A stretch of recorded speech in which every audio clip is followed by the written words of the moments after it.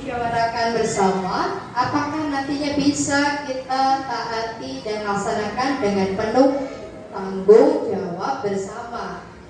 Munculkan ide, gagasan, pemikiran-pemikiran 1 menit dimulai dari sekarang. Yang mau maju untuk bisa menempelkan peraturan kelas yang ke-10 tersebut. Nomor 1 dulu, silakan maju. Ibu akan coba bacakan dari 10 pemikiran atau gagasan kalian. Peraturan yang pertama adalah jangan membuang sampah sembarangan. Kedua, jangan bully teman. Dengarkan. Nomor ketiga, jangan memainkan peralatan kelas. Yang keempat, jangan bermain bola di dalam kelas. Yang kelima, jangan mengejek teman. Yang keenam, jangan makan di dalam kelas. Yang ketujuh, jangan mencoret tembok dan meja. Kedelapan, jangan menjahili teman. Ke-9, jangan berkata kasar. Dan yang ke-10, jangan bercanda saat jam pelajaran.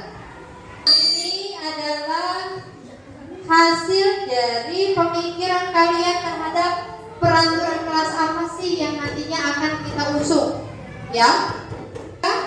Dari aturan-aturan kelas yang sudah kalian tuliskan ini bisa memberikan dampak yang baik terhadap kedisiplinan kelas. Nah, kita aturan menggunakan kalimat yang di dalamnya adalah kalimat larangan. Kalau kalimatnya di dalamnya adalah kalimat larangan, sudah pasti apa? Ada kata jangan atau tidak. Semuanya ada kata jangan. Coba yuk kita ubah bentuk kalimat negatif ini menjadi kalimat positif. Silakan siapa saja yang bisa untuk merubah dari 10 kalimat, 10 aturan yang awalnya bentuk kalimatnya negatif diubah menjadi kalimat positif. Ibu bisa? Bisa. Satu yuk, maju yuk. Silakan satu maju. Oke, Ibu bacakan ya semua yang sudah kalian jawab. Dari sini fokus semuanya. Jangan membuang sampah sembarangan. Ketika diubah menjadi kalimat positif menjadi buanglah sampah pada tempatnya. Jangan bully teman. Ketika dirubah menjadi kalimat positif menjadi sayangilah teman. Ada yang punya jawaban lain? Selain sayangi teman apa? Hormati teman. Jangan mencoret tembok dan meja. Menjadi apa? Jangan mencoret tembok dan meja. Menjadi apa? Jagalah lingkungan kelas. Ya, jagalah lingkungan Jagalah lingkungan kelas. Kemudian yang ke-8, jangan menjahili teman. Apa kalimat positifnya? Ya, sayangilah, hormati, hargai teman. Yang ke-9, jangan berkata kasar. Apa kalimat positifnya? Berkatalah yang baik. Ya. Dan yang terakhir, jangan bercanda saat jam pelajaran. Apa mana kalimat positifnya? Mendengarkan guru. Mendengarkan guru dengan baik. Nah, sekarang yuk, dari kalimat positif ini kita akan cari nilai-nilai kebajikannya. Coba di nomor 1, buanglah sampah pada tempatnya. Nilai kebajikan yang bisa diambil dari peraturan nomor 1 apa? Ya, apa? Atau lebih tepatnya kebersihan. Karena dengan membuang sampah pada tempatnya, kalian menjaga lingkungan agar tetap bersih. Jadi nilai kebajikan nomor 1 apa? Kebersihan. Dari nomor 2, sayangkan teman. Saling menghormati. Ya betul, saling menghormati ya. Saling menghormati, saling menghargai. Bermain sepak bola di lapangan. Salah satu nilai kebajikannya adalah sama disiplin. Dalam apa? Disiplin bukan hanya tentang waktu, tapi tentang bagaimana cara kamu memanfaatkan sesuatu dengan baik dan benar. Terakhir, di sini ada mendengarkan guru dengan baik. Artinya apa nih? Nilai kebajikannya, ayo. Menghormati orang lain. Karena coba dari nilai-nilai kebajikan ini nantinya akan kita jadikan nilai-nilai keyakinan kelas. Karena kalian perlu ketahui bahwa dari kalimat-kalimat positif peraturan kelas ini, dari nilai-nilai kebajikan kelas ini yang nantinya kita akan buat, kita akan menggunakan nilai-nilai ini untuk bisa menjadikan nilai keyakinan kelas. Sekarang silakan kalian boleh tuliskan dari nilai-nilai kebajikan yang tadi. Boleh tuliskan apa saja tadi nilai kebajikannya. Tuliskan nanti di nilai-nilai kebajikan ini yang akan kita jadikan keyakinan kelas. Yuk silakan ditulis. Di sini keyakinan kelas ini bisa kita peroleh.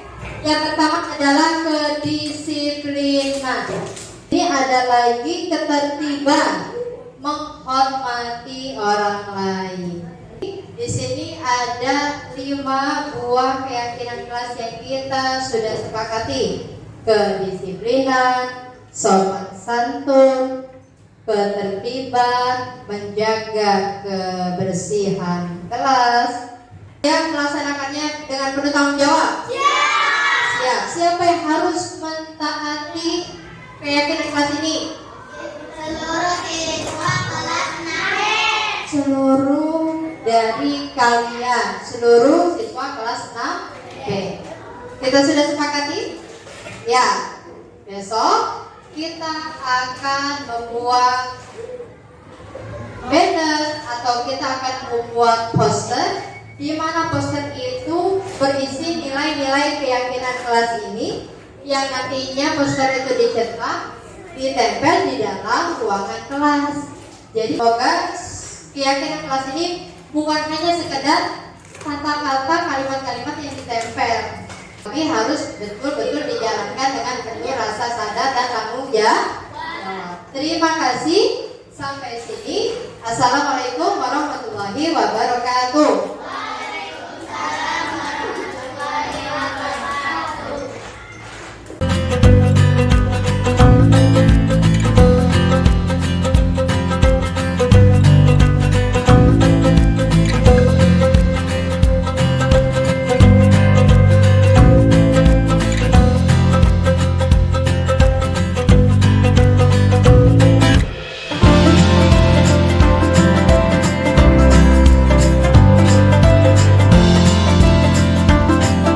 Assalamualaikum warahmatullahi wabarakatuh. Waalaikumsalam warahmatullahi wabarakatuh. Bismillahirrahmanirrahim.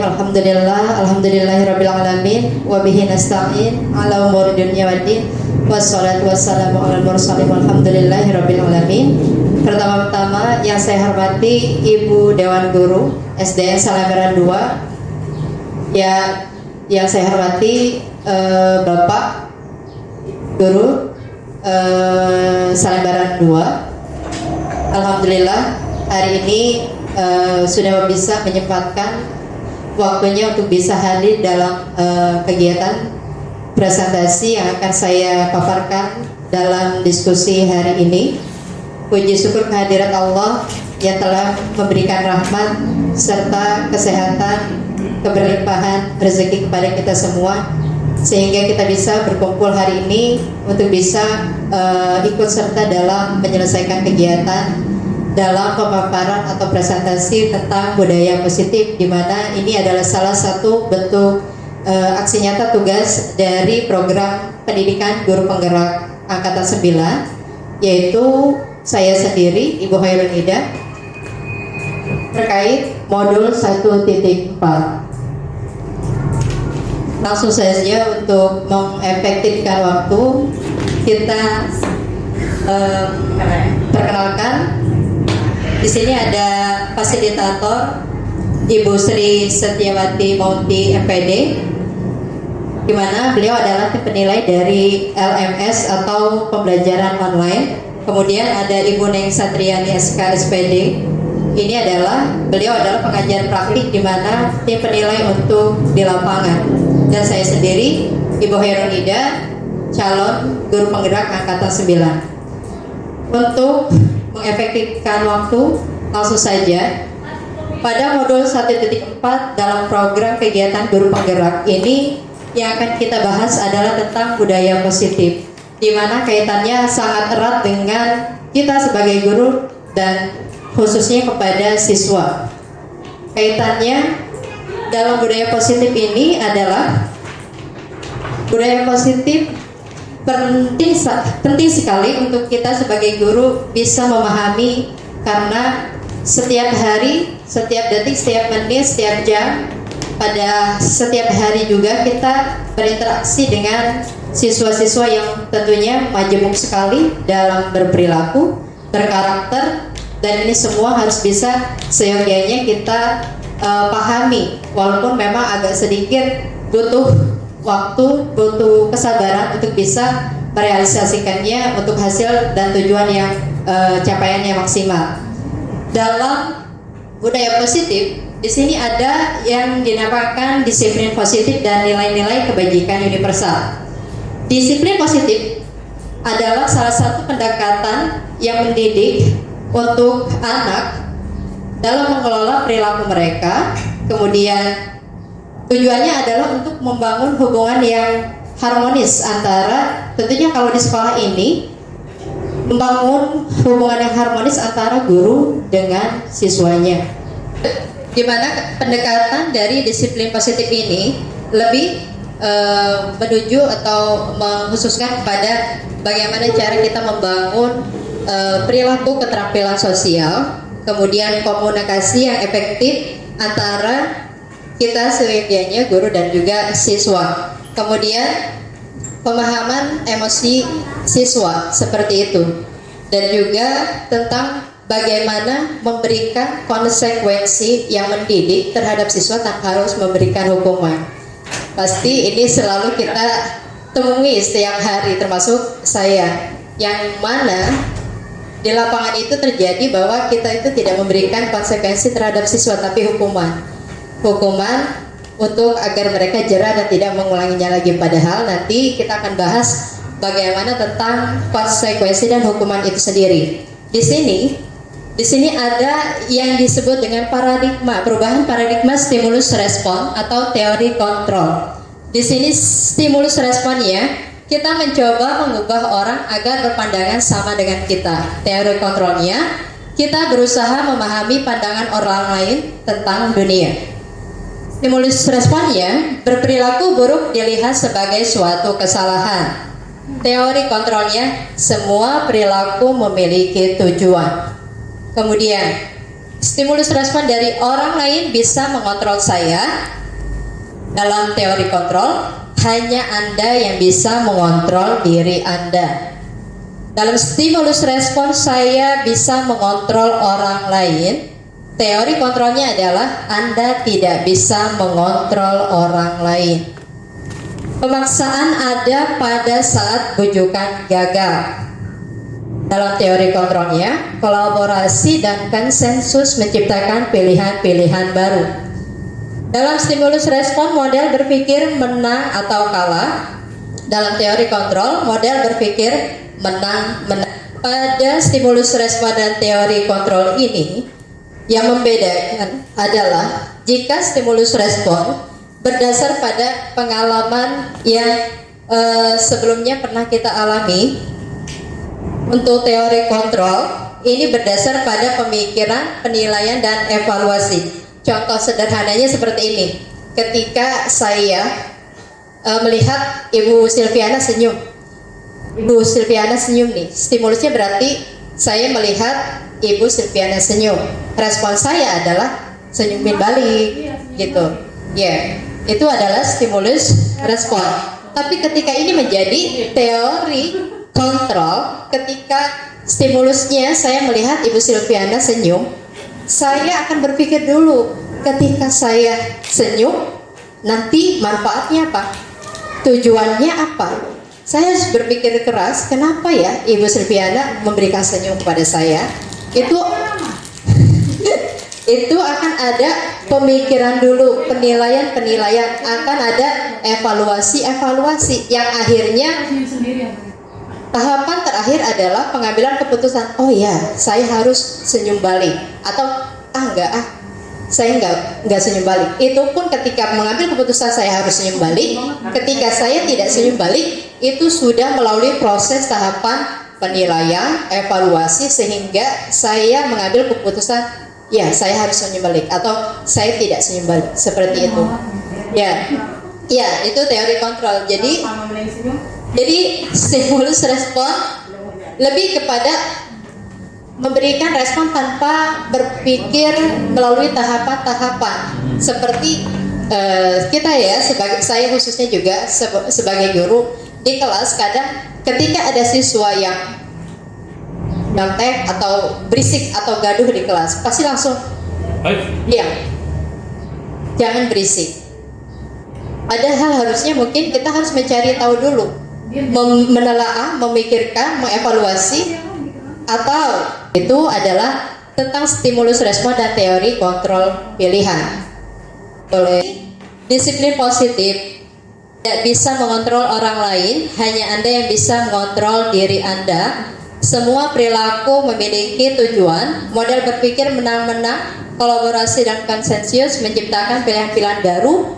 Realitas kebutuhan kita berbeda, ya. Kita berusaha memahami pandangan orang lain tentang dunia. Setiap orang memiliki gambaran yang berbeda. Yang ini penting sekali Ibu Bapak, karena banyak sekali dalam kenyataan di lapangan, ketika melihat siswa yang majemuk, berperilaku karakternya itu sangat complicated, atau yang tidak satu orang saja, biasanya memiliki karakter yang bermacam-macam. Gimana kalau dalam satu kelas itu lebih dari 25 anak, seperti itu. Ya, ini cara menanganinya adalah kita berusaha memahami pandangan orang lain tentang dunia. Akhirnya kita lebih menghargai pandangan mereka dulu, kenapa punya sifat yang berbeda.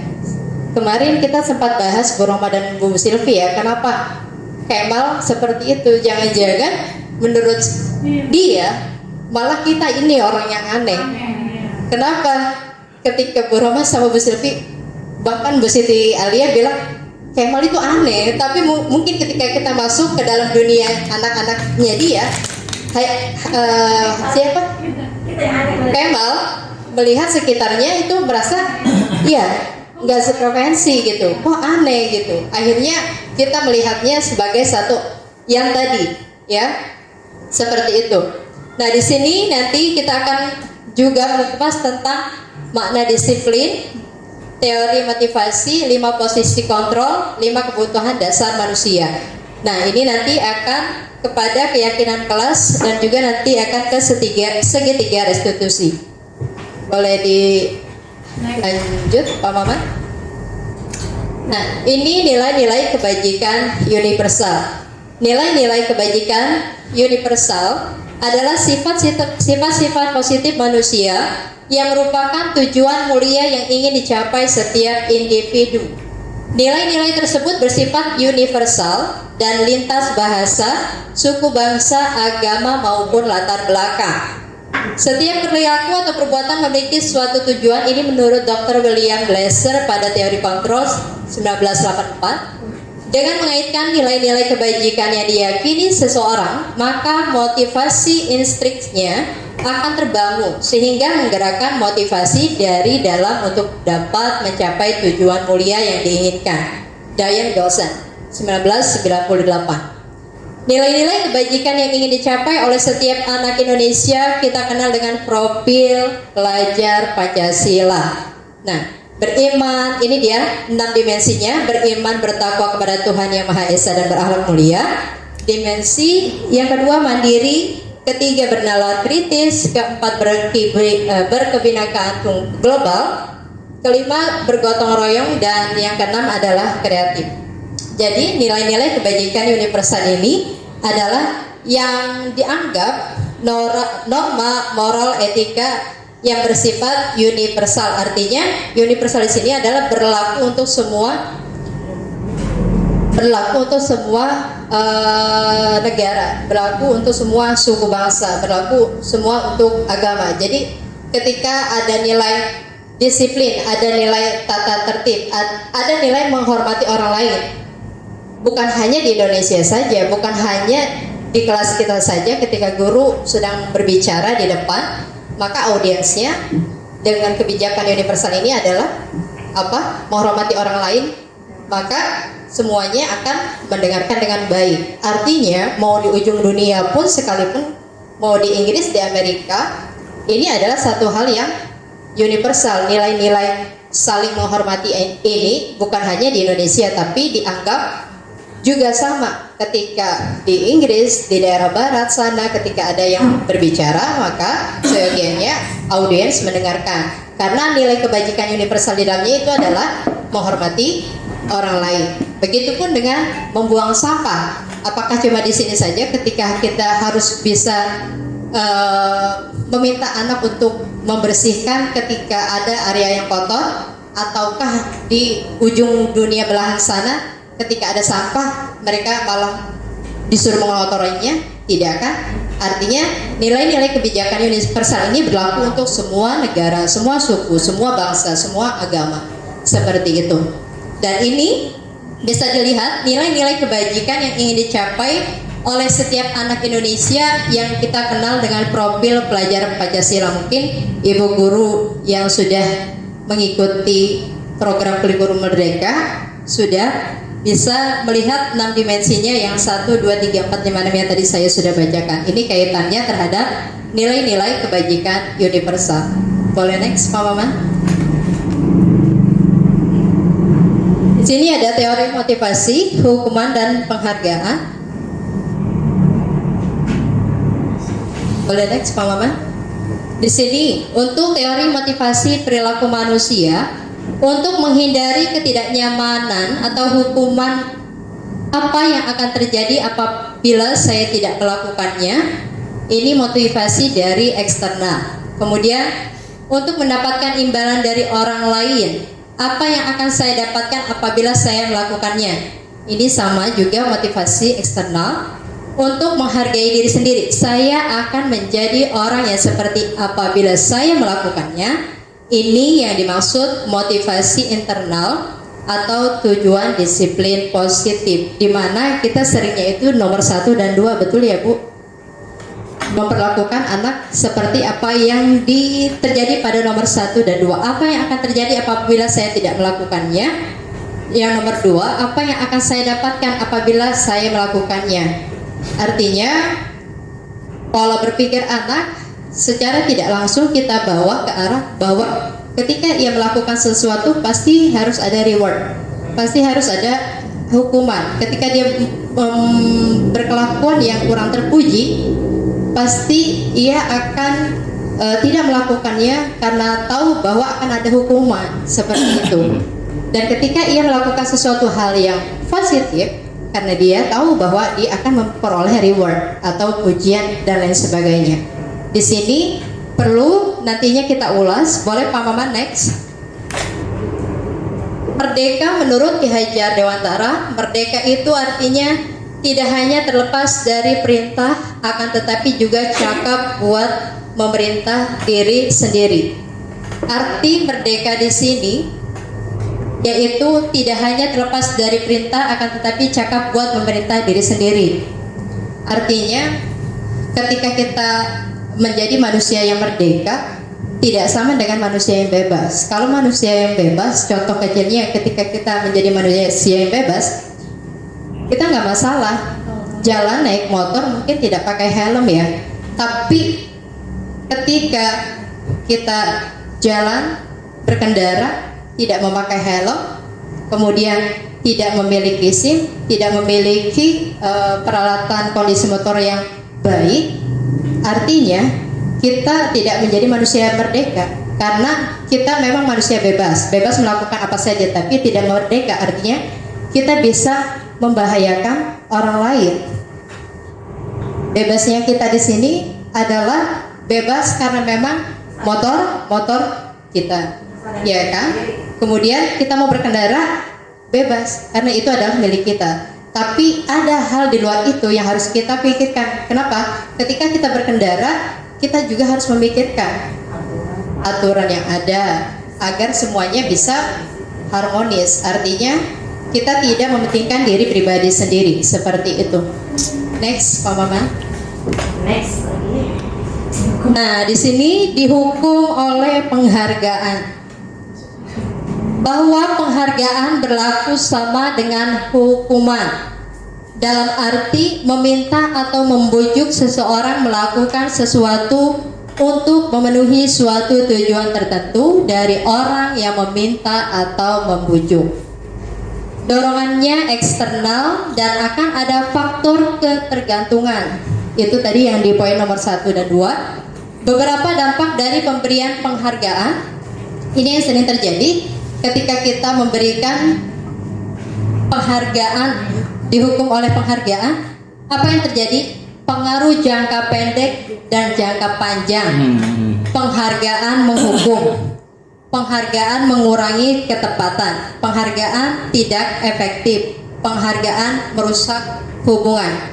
Artinya ketika kita melakukan pemberian hukuman terhadap siswa yang salah, contohnya ada siswa di dalam kelas yang berkelahi, kita memberikan hukuman.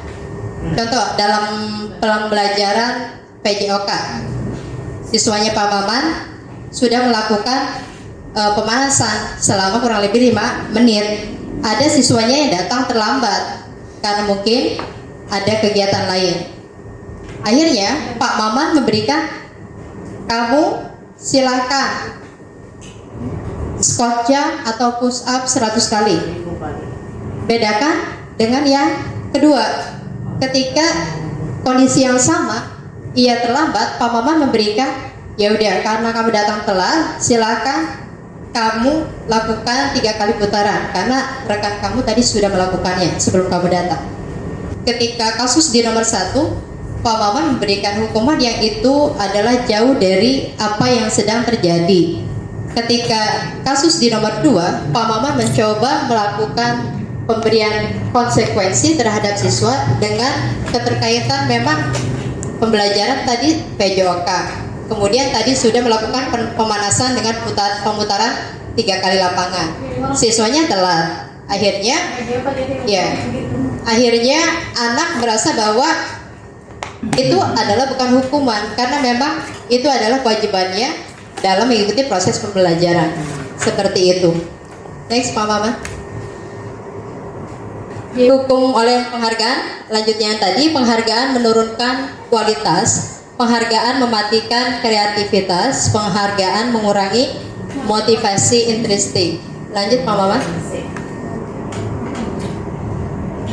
Di sini ada, kita coba ya dari yang tadi ya hukuman atau konsekuensi. Yuk silakan ibu bapak untuk baris yang pertama mencatat 100 kali di dalam buku kalimat saya tidak akan terlambat lagi karena terlambat ke sekolah. Apakah ini hukuman atau konsekuensi? Hukuman. Hukuman ya, kita Iya. kunci jawabannya. Coba sebentar. Lari mengelilingi lapangan basket 2 kali karena terlambat hadir di sekolah. Hukuman atau konsekuensi? Hukuman. Hukuman. Murid diminta untuk push up 15 kali karena tidak menggunakan masker ke sekolah. Konsekuensi itu mah. Hukuman atau konsekuensi? Misalnya, ya itu namanya. Masker ya? Iya. Konsekuensi atau hukuman? Hukuman atau Hukuman atau konsekuensi? Hukuman, ya. hukuman ya. Menggantikan kertas tugas teman yang telah dicoret-coret. Konsekuensi. Konsekuensi. Membersihkan tumpahan-tumpahan air di meja tulis karena tersenggol pada saat belajar. Konsekuensi. Itu dia. Konsekuensi. Murid disuruh untuk mengenakan sepatu seharian di sekolah karena tidak mengenakan sepatu hitam. Konsekuensi harus bayar. Murid disuruh untuk mengenakan sepatu seharian di sekolah karena tidak mengenakan sepatu hitam. Hukuman. Lari mengelilingi lapangan basket 2 kali karena terlambat 10 menit untuk pelajaran PJOK. Hukuman, konsekuensi, hukuman.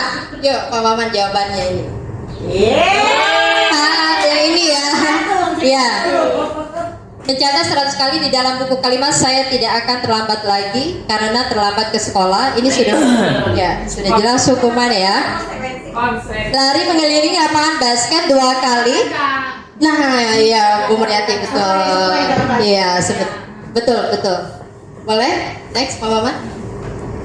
Nah, di sini nih perbedaan hukuman dan konsekuensi. Sesuatu menyakitkan harus terjadi. Konsekuensi sesuatu harus terjadi.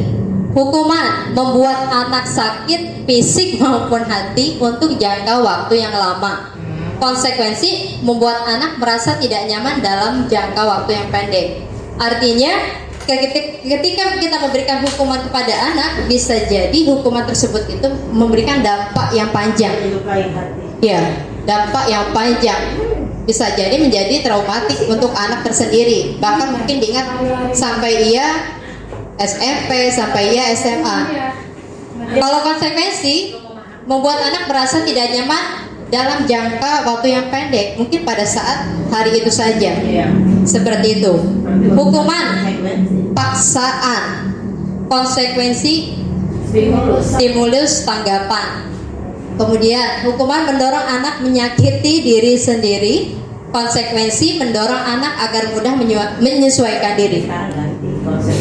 Hukuman mendorong anak menyakiti diri sendiri. Mungkin ada yang bisa menjelaskan kenapa? Tidak apa-apa di sini. Mendorong anak menyakiti diri sendiri. Ketika kita memberikan hukuman, artinya mendorong anak tersebut menyakiti diri sendiri. Hukuman, anak belajar untuk menyembunyikan kesalahan. Konsekuensi, anak belajar untuk mematuhi peraturan.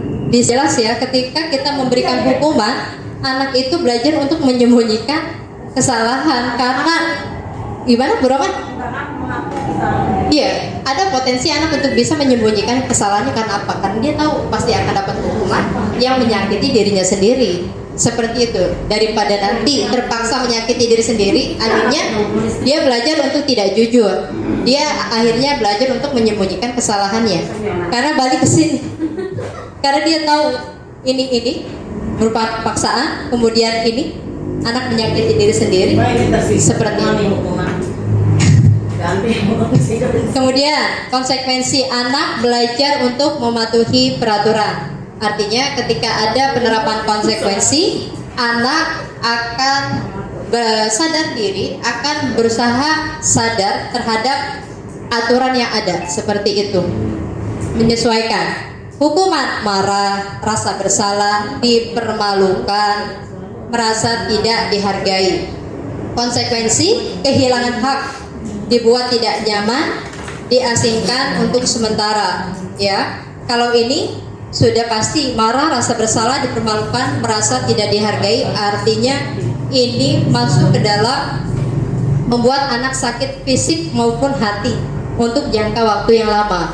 Bahkan mungkin ada anak yang mungkin sampai kelas berapa, sampai tahunan yang merasa bahwa saya kalau melihat guru itu takut. Iya, karena dulu pernah begini-begini. Ya seperti itu. Ingat terhadap. Iya. Nah, betul, mungkin ya seperti itu. Karena apa? Ada perasaan bahwa di sini rasa bersalah, dipermalukan, merasa tidak dihargai. Dan apa itu restitusi? Nah, ini nanti ada kaitannya, yaitu proses menciptakan kondisi bagi murid untuk memperbaiki kesalahan mereka, meletakkan guru di sebagai orang yang sangat penting di dunia berkualitas. Kemudian ketika kita menjadi pemantau, murid meletakkan kita nih guru, peraturan dan hukum di dunia yang berkualitas. Sebagai manajer, murid meletakkan dirinya sebagai individu yang positif dalam dunia berkualitas. Nah, ketika kita menjadi penghukum, maka respon dari murid, biarin aja, nanti juga marah-marah lagi. Ketika kita menjadi seorang guru yang posisinya sebagai penghukum, ketika setelah memberikan hukuman, maka biasanya siswa itu akan meresponnya dengan biarkan saja, nanti juga marah-marah lagi. Jadi diulang lagi. Tapi ketika kita menjadi posisi membuat siswa merasa atau orang-orang merasa bersalah, maka siswa pun akan ikut merasa sadar dengan memaafkan saya atau maafkan saya. Jadi ini naluri mereka, anak-anak dipancing untuk sadar terhadap perbuatannya yang salah. Tapi kalau ini dia sebagai siswa merasa dihukum atas dasar keterpaksaan, seperti itu. Itu emang sebenarnya ini Bu Nina untuk dipraktekkan atau emang ini cuma untuk gimana gitu? Ini sebetulnya untuk kita sebagai guru-guru melihat dengan kacamata kita, ternyata selama puluhan tahun nih terhadap siswa, terhadap semua kejadian-kejadian yang sudah pernah kita alami, tentunya dengan komunikasi terhadap siswa, tentang kasus-kasus yang kita selesaikan terhadap siswa. Oh, ternyata saya lebih sering menjadi seorang penghukum terhadap siswa. Oh, ternyata selama ini yang sering saya lakukan ketika siswa ada salah, ada perbuatan yang kurang baik, saya bisa menjadi posisi pembuat orang merasa bersalah. Kita menyadarkan mereka untuk, ya saya salah, maafin saya. Ini drama kalau zaman dulu ya, dengan kekerasan dia bisa. Kalau menurut saya bergesernya nilai-nilai sosial Bu Lia ya. Iya, makanya Artinya seperti ini ya. Kalau misalkan tadi Bu Lia bilang bahwa kok zaman dulu, anak-anak zaman dulu dilakukan seperti ini, malah lebih maksimal ketimbang yang sekarang. Karena apa ya? Pertama, kalau menurut saya bergesernya nilai-nilai sosial. Nilai sosial apa? Dulu gadgetnya gak ada. Sekarang anak melihat apa-apa dari gadget, mengcopy, menciplak semua aturan perilaku kepribadian. Itu pergeseran nilai pertama nih, Bu Lia ya. Sebentar, saya jelaskan dulu. Pertama tadi, anak menciplak perilaku itu tidak seperti anak zaman dulu, yang mereka langsung mungkin berkiblatnya terhadap kedua orang tuanya. Ya sekarang orang tuanya aja mendidik anaknya kurang waktu. Mereka harus mengcopy siapa, meniru siapa. Anak-anak zaman dulu ibu bapaknya mungkin jam 12 atau sore udah ada di rumah. Kalau sekarang sampai beduk subuh lagi nggak ada. Kemudian walaupun ada, mungkin kalau zaman dulu ayah bapaknya itu, ibu bapaknya di rumah itu pasti mengajarkan nilai-nilai. Kalau sekarang orang tuanya ayah ibu ada, ikutan main handphone. Akhirnya itu yang bergeser nilai-nilai itu semua. Apalagi masalah perekonomian juga. Akhirnya ketika masalah perekonomian, di situ akan terlihat jelas bahwa ketika ada permasalahan ekonomi tidak begitu kontras. Kalau sekarang dengan adanya pergeseran nilai yang di mana areanya adalah perekonomian, ada di sana anak merasa cenderung tidak percaya diri untuk bergaul, merasa diskriminasi, merasa kok beda. Padahal ya di sini ada 5 posisi kontrol itu. Artinya apa? Jadi ketika nanti ibu menjadi posisi sebagai penghukum, percuma dihukum karena akan baliknya seperti ini nih. Mereka akan kembali lagi. Mungkin hari ini dia takut, tapi besok lagi akan diulangi karena mereka menganggap ibu itu adalah seorang yang tidak patut dicontoh. Karena apa? Karena memberikan hukuman yang tadi balik lagi. Konteksnya adalah bukan dari pembelajaran terhadap keterkaitan permasalahan. Dan paling tidak ibu menjadi nih posisi pembuat orang merasa bersalah ketika konsekuensinya diberikan yang memang sesuai. Artinya si siswa ini, si murid tidak harus dengan kekerasan fisik atau mental. Ya Bu, maafin saya bersalah. Seperti itu. Saya pernah kasus waktu di sekolah sebelumnya. Jadi saya kebetulan menunggu koperasi, dan koperasi itu memang saya penunggu tunggal ya. Yang akhirnya ketika saya masuk kelas, kondisi kotak uang dan segala macam perabotannya itu ada di posisi tersebut. Saya dapat laporan anak tersebut mengambil buku gambar. Saya ajak. Ketika anak tersebut dipanggil oleh guru lain, dikerasin sampai benar-benar dikerasin. Dia nggak ngaku. Tapi saya panggil berdua di koperasi, ngobrol. Kenapa ngambil buku? Enggak, aku nggak ngambil. Nggak apa-apa. Orang dulu juga ibu pernah bandel, sama anak-anaknya pernah bandel. Ibu kan dulu pernah kecil sama kayak kamu. Sama. Yang penting mah kalau udah ngelakuin, sok harus bisa dipahami bahwa itu salah, jangan dilakukan. Coba jujur, nggak apa-apa. Jujur lebih baik daripada kamu bohong, besok bohong lagi, sampai kapan bohong lagi, nanti kamu nggak jadi anak baik. Sama kok, dulu ibu juga sama, kecilnya pernah ngambil yang bukan punya milik ibu, tapi ibu belajar dari situ bahwa ini salah, besok dilakukan. Nggak perlu gebrak meja, nggak. Ya Bu, iya betul, saya ambil buku gambar 2. Seperti itu. Ibu bapak posisinya itu sebagai yang mana? Apakah penghukum? Nah ini, ketika kita menjadi posisi penghukum akan seperti ini. Ketika kita menjadi pembuat orang merasa bersalah akan seperti ini. Teman seperti ini, pemantau seperti ini, dan manajer seperti ini. Memang harus ekstra sabar. Pernyataan saya kecewa sekali dengan kamu, membuat orang merasa bersalah. Kamu tidak pernah benar melakukannya. Ini posisi ibu sebagai penghukum nih. Kalau melontarkan kalimat-kalimat, ayolah lakukan demi ibu bapak ini, lebih kepada teman. Ibu buat sering kesini. Sama anak saya tuh yang nomor 2. Anak kandung atau anak? Oh, nomor 2. Kamu tidak pernah benar melakukannya. Seperti itu.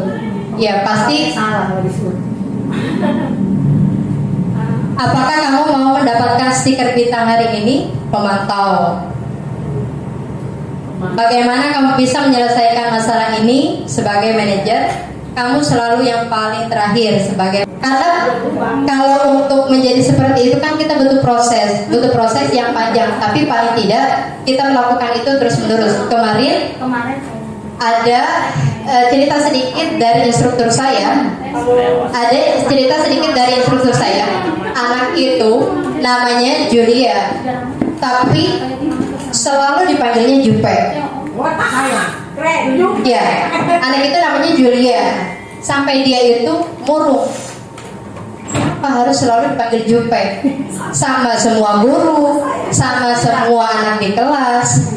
Akhirnya guru tersebut setiap ada guru lain, Bu, si Jupe suruh ke kantor, saya ada perlu. Oh, Julia. Enggak, si Jupe. Iya, Julia. Kemudian anak temennya manggil, Ibu, Jupe, Bu, Jupe lagi. Ibu, Jupe lagi di luar tuh, belum masuk. Yang mana, siapa? Jupe. Oh, Julia. Julia sini masuk. Julia sini masuk. Sampai terus, memang ini butuh kesabaran, butuh jangka waktu yang lama. Apakah hasil akhirnya happy ending? Belum tentu. Paling tidak, ibu bergerak walaupun sedikit. Ini contohnya nih, seperti itu. Akhirnya satu permasalahan Bu Dalila, Bu Lia, Bu Rahmat yang tadi artinya bagus guru kesabaran hilang. Ya artinya silakan, yang tadi sudah saya berikan contoh yang tadi. Akhirnya secara tidak langsung pelan-pelan, memang prosesnya panjang. Apakah harus ada jaminan happy ending? Belum tentu. Paling tidak dari semuanya yang tadinya manggil Jupe, ada 5-4 orang yang udah sadar bahwa Julia. Di sini ada segitiga restitusi. Coba Pak Maman. Next Pak Maman. Nah, di sini dari segitiga restitusi ini adalah pemecahan permasalahan ketika ada kasus atau kejadian di kelas.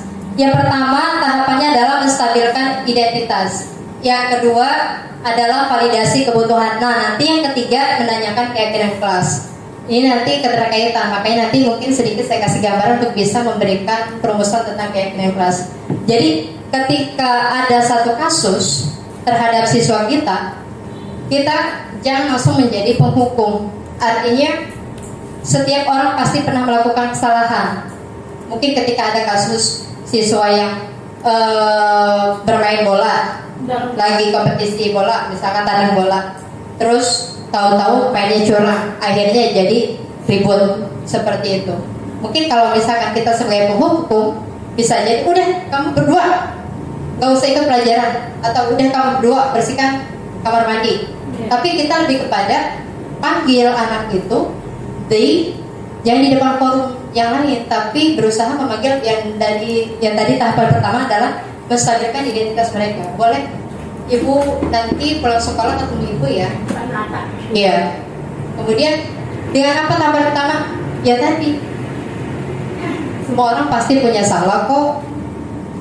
Bukan kamu aja, anak-anak lain juga sama. Namanya anak kecil, pasti semua orang punya atau pernah melakukan kesalahan. Bukan cuma kamu aja. Itu tahapan pertama. Tahapan keduanya, kamu punya alasan melakukan itu. Akhirnya kita tanyakan, ketika gak apa-apa, semua orang pernah kok melakukan kesalahan. Ibu juga dulu waktu kecil sama, teman-teman kami juga sama. Jadi bukan kamu satu-satunya yang pernah melakukan kesalahan. Banyak kok orang di dunia ini yang pernah melakukan kesalahan. Tapi ibu mau tanya, kenapa ya? Kenapa bisa terjadi dorong-dorongan? Kenapa bisa terjadi kamu bermain tidak sportif? Akhirnya ketika sudah digali, ia sudah menyadari, iya bu, saya mainnya tadi curang. Akhirnya teman saya tidak terima. Akhirnya kami dorong-dorongan seperti itu. Nah, tahapan terakhirnya menanyakan, kalau dari tadi yang kamu ceritakan, kira-kira ada keyakinan kelas nggak dilanggar? Kan kita sudah membuat kesepakatan kelas. Ada bu, sampai dia menyadari bahwa ya bu, saya tadi melanggar keyakinan kelas yang mana? Tidak saling menyayangi atau tidak menghormati orang lain. Akhirnya dari permasalahan kasus yang tadi, menggunakan segitiga restitusi ini, anak akan bisa menyadari kesalahannya tanpa harus kita membuat posisi kita menjadi penghukum seperti itu.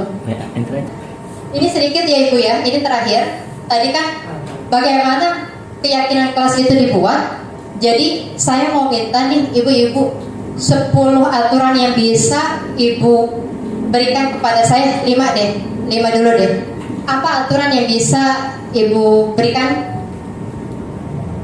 kepada saya untuk nantinya kita rumuskan kepada keyakinan kelas? 5 peraturan dulu. Jangan buang sampah, atau contoh 1, jangan buang sampah sembarangan. Kedua, datang ke sekolah tepat waktu. Tidak boleh berkeliling saat belajar. Ketika keluar izin terlebih dahulu. Setiap masuk mengucap salam. Nah, biasanya dari aturan-aturan yang tadi ada 5 itu kan ada 5 peraturan yang tadi sudah kita temukan nih. Dari 5 aturan ini dipilih ibu, dipilih apa konteks yang makna kalimatnya negatif, kita rubah dulu menjadi kalimat positif. Kalau yang pertama tadi jangan membuang sampah sembarangan, kalau dirubah menjadi kalimat positif menjadi buanglah sampah pada tempatnya. Ya, seperti itu. Jadi ketika ada peraturan-peraturan yang ada, ya jangan terlambat ke sekolah, kalimatnya dirubah dulu menjadi positif. Datanglah tepat waktu. Jangan berisik di dalam kelas. Kalimat positifnya apa? Jagalah kenyamanan. Ya, jagalah kenyamanan kelas. Nah, contoh ya, tadi kan dari yang tahapan pertama jangan buang sampah sembarangan, kita rubah menjadi buanglah sampah pada tempatnya. Nah, merujuk kepada yang ketiga, yaitu keyakinan kelas yang mengacunya kepada nilai-nilai kebajikan universal apa? Kebersihan. Iya, betul. Udah didapat nih satu nih keyakinan kelas, berarti menjaga kebersihan atau kebersihan. Atau yang kedua tadi apa ya betul tadi? Yang kedua tidak. Oh iya, yang pertama jangan datang terlambat. Kita ubah dulu menjadi kalimat positif. Datang tepat waktu. Keyakinan kelasnya disiplin. Yang ketiga, contoh, jangan berkata kasar. Kita rubah menjadi kalimat positif. Berkata dengan baik atau berkata dengan santun.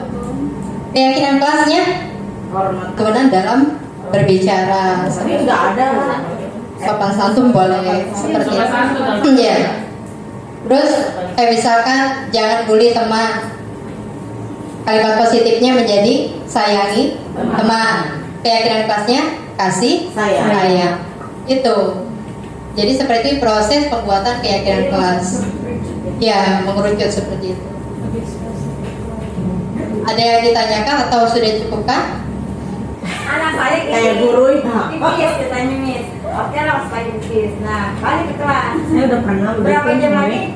Kok pipis? Saya pipis. Aku ngantor-ngantor doang kan. Doang? Jadi gitu nih. Jadi biasa. kamu pipis gitu kan.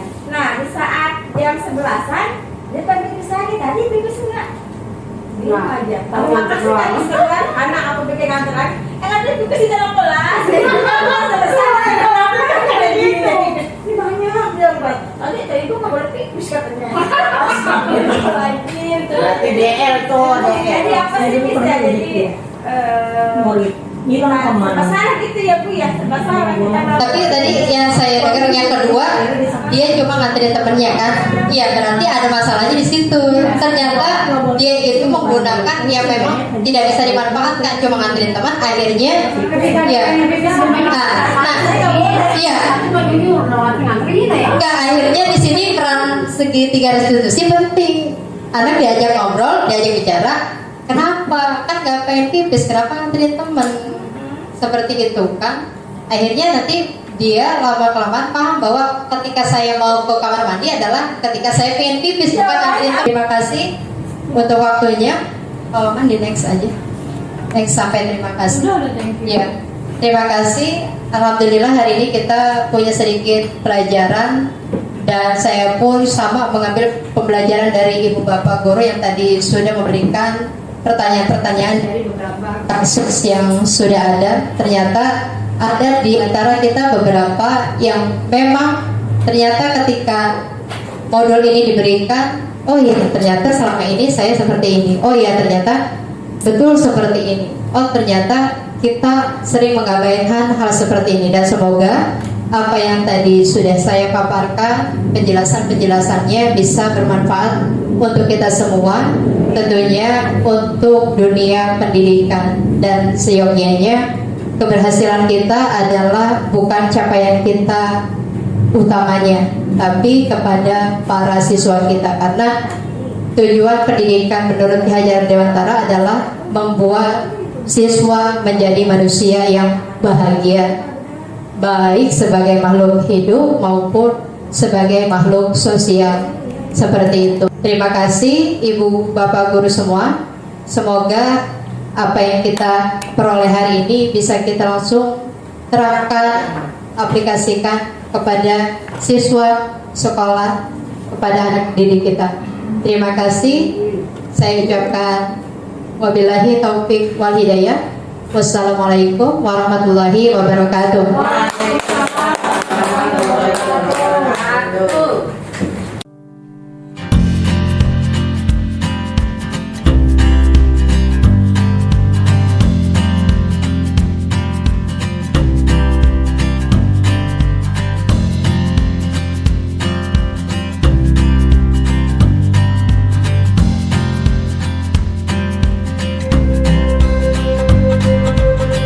Assalamualaikum warahmatullahi wabarakatuh. Perkenalkan nama saya Aula Rahman. Saya dari kelas 6B. Selama saya belajar di sekolahan SD Salembaran 2 dengan ibu guru yang bernama Bu Nida, saya dan teman-teman saya sangat senang sekali diajarkan oleh Bu Nida. Sekian dari saya. Wassalamualaikum warahmatullahi wabarakatuh.